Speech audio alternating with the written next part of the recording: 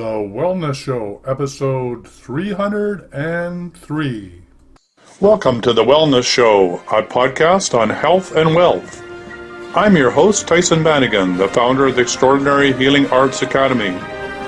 Join me as we get the latest insight, tips, and strategies from wellness providers, coaches, and successful, heart-centered entrepreneurs, and much, much more. Welcome to the Wellness Show. This is your host, Tyhson Banighen, the Illuminator, helping bring you and humanity into the light. Today we have the good fortune of interviewing Kevin A. Dunlop, having a winner's mindset. And who doesn't want to have a winner's mindset? I certainly do. And this is based on your latest and greatest new book, right? This is your third book, is that correct? That is correct. All right, so welcome to the show. Well, that's good to be here. Thank you for having me. Yeah, it's great to have you. So, of course, the big question is, how do we show up in different areas of our life? What does this how does this all work? As far as the mindset goes, I mean, that's going to show up in everywhere in your life, in your relationships at home, your relationships at work, how you show up in the workplace as an employee or even as an entrepreneur. And it's recognizing when you are being in a supportive mindset or when you're not being in a supportive one, and then gaining the tools in order to be able to shift from one to the other. Right. So if you're not in the right place in the mindset, you're teaching people how to get back, sort of like back in the flow or back in a mindset that's beneficial for you. Is that correct? Right. So you're talking about, I think you said 8 different mindsets. So what are the 8 different mindsets that you're referring to in your book? I asked that question. When I was first doing this, I actually came out with 7. And then after speaking to somebody, a friend of mine, when I was originally starting off with the book, she said, you forgot this 8th one. And to me, that 8th one was probably one of the more important ones. If you like, I could share with your listeners what all 8 of those mindsets are. Yeah, I think that would be very helpful because, we get caught into mindsets. Everybody talks about, the way that we have a worldview and we get caught in it, whether some of us are born to it, some are culturally rooted, some are, our belief systems. So I think it would be very useful to have a sense of what you mean by the 8 mindsets. Okay. Well, yeah. So, because some of them will actually sound like they're the same. However, I look at these things at different levels of how extreme they are. Uh-huh. Just to get started, like the very first one that I come up with is what I call the EMS, or the egotistical mindset. That's the mindset of the person that's basically just looking out for themselves. They don't really care about the other person. They can set up a win-win situation, or they can set up a win-lose. The other party doesn't really matter to them all that much. So that's somebody that's kind of just self-centered and egotistical. Mm-hmm. Get that to more of an extreme case is what I call the TMS, or the taker's mindset. That's the person that's actually, they will, at whatever possibility, whatever things that they have to do, they will take and they will get what they want, regardless of who they have to step on or get whoever gets in their way. Then a slightly deviation on that on the egotistical is what I call the PMS, or the pretender's mindset. That's going to be more like the con man, the person that's pretending to be your friend, yet they're actually looking to get whatever their own cause out of it. Sometimes you will see these are the players in the nightclubs. This will be the con man that's trying to do the long game or something along those lines. So those are all kind of grouped into one. The other ones are going to be what I would call the MMS, and that's going to be the martyr mindset. Now, I've got friends of mine that fall into this mindset all the time, where they're always putting themselves last, and so they can help somebody else. They're always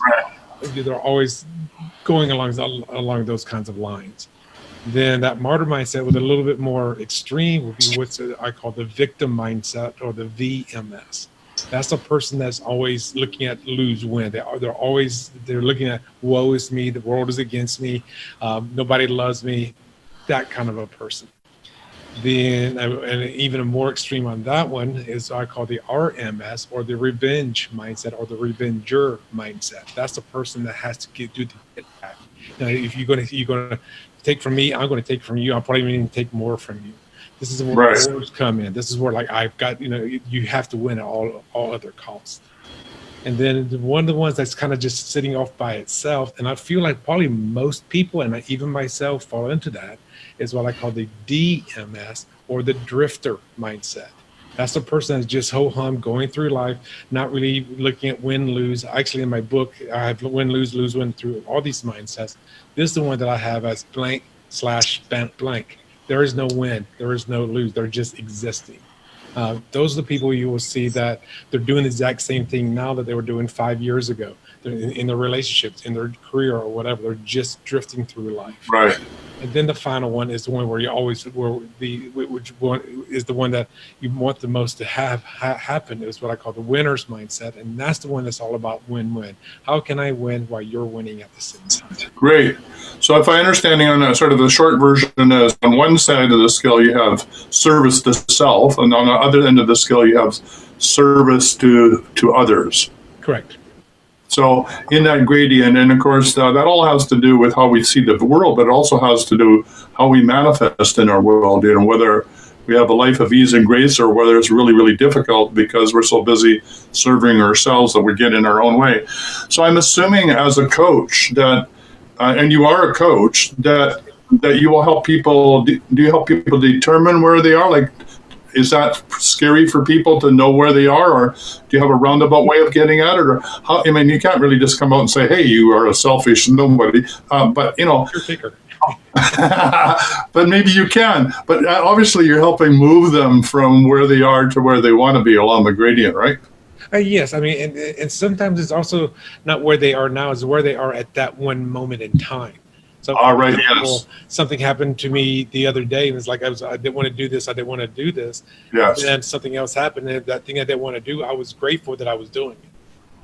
So it's important to know that there might be a more normalized way in which you react to things, but you're going up and down and moving in and out of these at various times because what's happening in your life or time of day or whatever.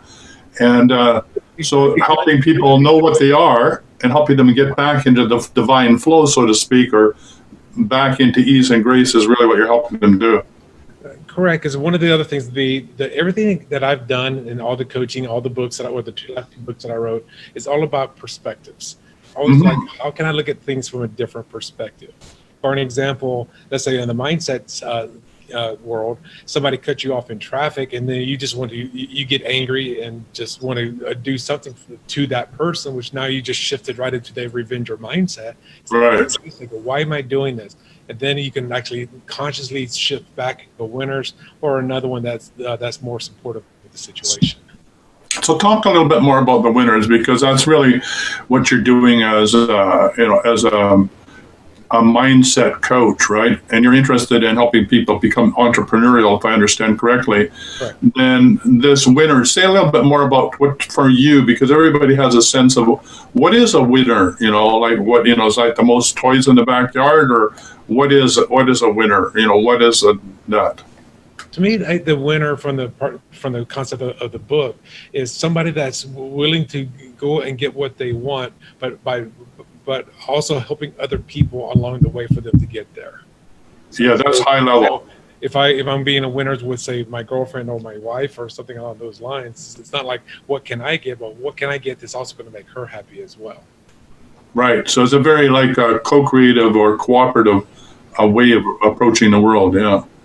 Yeah, I think that's exciting because so much of what we've been learned or taught is that it's a sort of like a dog world. We have to accomplish well and blah blah blah. But I think that really the new corporate, or the new way of succeeding is when everybody succeeds. I think that alignment of self and others and your employees. What I'm trying to say is the more alignment there is between your agenda, your employees' agenda, service to the planet, service to society, the more success you're going to have. Whereas before it was all profit, profit, profit. I think that old way is becoming less and less as effective.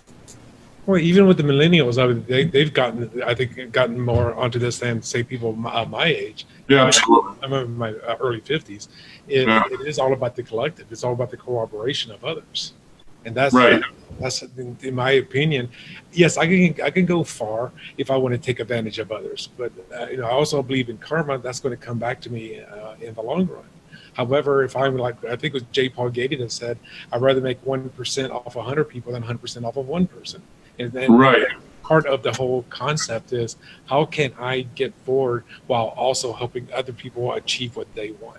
Because helping them achieve, like I said, for me as a coach, I want to do more. I want to be more successful in my coaching business. The only way I can do that is to serve more clients, and by finding out, and I serve other clients by finding out what is it that they want, and how can we make this a win for both parties.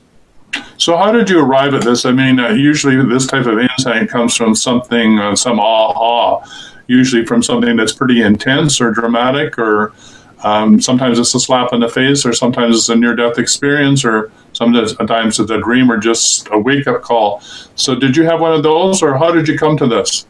Well, I've been active in the personal growth community, and when I say personal growth, I mean taking live classes since 2010, since February 2010. And I've gone through multiple different companies. I've read multiple books, listened to a whole bunch of different audio programs. And when I was coming up with the third book, I just finished taking a course, and I came up with the idea I want to write a third book. But I was like, my second book, Designing Your Own Destiny, I thought was a phenomenal book. It's like, do I want to put the effort into writing a third book? And then if I was, what would I write about? So I just kind of brainstormed for a few days. And then I did an exercise, which I believe is called free writing. And you know what free writing is? Well, basically, I would think it's like you're tuning into a higher part of yourself and just letting it come. Correct. So physically what free writing is you get a sheet of paper, and I will put on the top G equals God, or U equals universe, whatever it is. Then I'll put K equals Kevin, and then I would start with a question: is anybody there? G, yes. And I just start going through that, just getting it warmed up. And then that's where I came up with the 7, not the 8, the 7 mindsets. The 8th one that a friend of mine came up with was the victim mindset. Because I've forgotten to take the martyr one to an extreme, Right. like I did with the egotistical to go into the taker. So that when I incorporated the 8th mindset, that to me was just from a free writing exercise. So I wrote down what are the mindsets? I wrote them all. I wrote the 7 down, and then I started free writing. What are the characteristics of those mindsets, and how do they shape relationships at work and as an entrepreneur? And then the basic outline of that book was done within 2 days. Wonderful. So, you were talking about not only did this friend sort of have the 8th one, but you also were saying basically that you were mentioning one of them that we almost all of us have, and I can't remember what that is. Which one is that? That's the one I call the drifter. Where we just exist. Oh, the drift. Tell me a little bit more about the drifter. Oh, that's where you're just you're on cruise control, right? There's really no highs and there's no lows. You're just doing it the same way that you ever did. And yeah. Because that one came to me from a movie that I saw. Because originally I didn't call it drifter mindset. I call it the zombie mindset. Yeah. And that's where drifter came from. But I test marketed. Yeah. They're like drifter or zombie, and almost everybody said drifter. So it's just So that makes a lot of sense. A lot of us don't even know that we are drifting, I'm assuming, except that some of us are. Most people feel that there's something more, but they're missing, but they don't know what it is, and they don't even know how to go and get it. So hopefully those type of people wake up and get a coach. Well, that's where after I wrote that up, then I started listening to an audio book that was called Conversations with the Devil, which was done by the guy from Think and Grow Rich. What's his name? From Think and Grow Rich? It's going on in my head, but I know what you mean. Yeah. And Carnegie. Well, anyway, the author wrote that book like 2 or 3 years after Think and Grow Rich came out, which was like in the 30s, but they didn't release it until 2012. It was 2 generations later. I didn't know that. I'll have to go find it. And it was that's interesting. The devil, the devil, when he's talking to the Earthbound, that's the name of the the human. When he's talking to Earthbound, he talks about drifting. That's one of the biggest evils, one of the biggest sins that us humans have is just drifting. Meaning we're not aspiring to do anything. Right. Right. Yeah. Because you really don't care. You don't care what the government's doing. You don't care about this. You don't care about that. You just you're not really paying attention. So you wanted me to ask you the question: how can you have a stronger love life? How does that fit in? Well, having a stronger love life. I mean, number one is I'm assuming you're already in a relationship. Is to be in tune with the needs of the other person. I mean, if you're all about yourself, then that's not a strong relationship, because the other person may be feeling taken advantage of. Right. So to have the stronger relationship is to find out what is it that other person wants. It may be more than just the sexual or the intimacy or anything like that. It's also, what do you want as a career? What do you want with your in all 10 of the things from the Wheel of Balance? Is like, where are you spiritually? Where are you fun? Where are you in these different areas? And how can you help them achieve what they want? And then maybe how can they support you in getting you what you want? So, yeah, and it goes back to the drifter, doesn't it? I would say that lots of people are drifting to the relationship. They don't ask those questions. They don't. And because another good book out there is called The 5 Love Languages by, I forgot the guy's name as well. It's called The 5 Love Languages. And when I read that book, and then I had a friend of mine, she came over to me crying because she was thinking about getting a divorce. And then could I find out her 2 love languages were completely opposite to what her husband's were. And right. I became aware that, hey, this is what I need in a relationship. Now the other person is aware, that other person can now start to fulfill those needs, and therefore you'll have a stronger relationship. So it's sort of like they were speaking 2 different languages and couldn't hear each other. Correct. Yeah, it's like somebody speaking French to somebody that's in Japan. Like you're not going to get it. Yeah, you're not going to. Wow, that's very interesting. So the other question you wanted me to ask was, how can you achieve more in your career? Well, again, becoming very clear in what is it that you want in your career. A lot of people have no idea. One of my very first mentor, he was the founder of a network marketing company called Equinox International, and it was his name was Bill Gould. And one of the things that he said, or at least this is the first time that I heard it, is that more people spend more time planning what they're going to do for Christmas or buying somebody for their birthday than they ever do on their own life. So it's getting clear as to what is it that you want, and then building a game plan and getting there. So what would be a hot tip around all of that you would do with a client? Is it like a 90-day plan, a 180-day plan, a year plan, a 5-year plan? What sort of strategies do you use? It depends on the goal, actually. Okay, great. Yeah, that makes sense. Because if you want to be president of Boeing, that may not be a 5-year plan. That may be a 20-year plan. Yeah. But if your goal is to get a job as a computer programmer, that might be a 1 or 2-year plan, depending on what is it you need to accomplish. But the thing is, like you just said, is it a 5-year or 1 year? Is what is the big goal? What are the big stepping stones to get there? And then what are the little stepping stones to get to the big stepping stones? And what's a fair timeline right that you can accomplish that in? Now, one of the things I talk about in both my books is something called what I call a SMARTY goal, which is spelled SMARTTY. Mm-hmm. And most people have heard of SMART goals. Yes. If they have not, I'm going to go and quickly review them, because the T can be 1 or 2 different T's. In my 3rd book, I actually made it as 2 T's. So for a goal, it has to be the S stands for it has to be specific. Yeah. So you have to be very very specific. If somebody uses the word more or less in their goal, then that's not a goal. Right. So no negatives and no wishy-washiness. Well, because somebody says, hey, I want to make more money, I give them a dime, goal accomplished. Well, no, that meant you have to be specific. I want to make $25,000 on my on a coach, one-time coaching, whatever your goal is. Right. M stands for measurable. It has to be something that can actually be measured. If you have a weight loss goal, you can use a scale. If you've got a financial goal, you look at your bank account. So everything, it has to be measurable. The 3rd one is the letter A, and it has to be attainable. Now, sometimes attainable can be kind of tricky because some people they have big lofty goals, and I would never go tell somebody not to have a lofty goal. But however, it has to be something attainable. For an example, if you want to be on the space station Freedom, and you're sitting working at a 7-Eleven with no aspirations, and you want to be there next month, that's not going to happen. However, if you're an astronaut, you might be there next month. So it has to be something that has to be attainable. The R, which is that there's two R's, not two T's.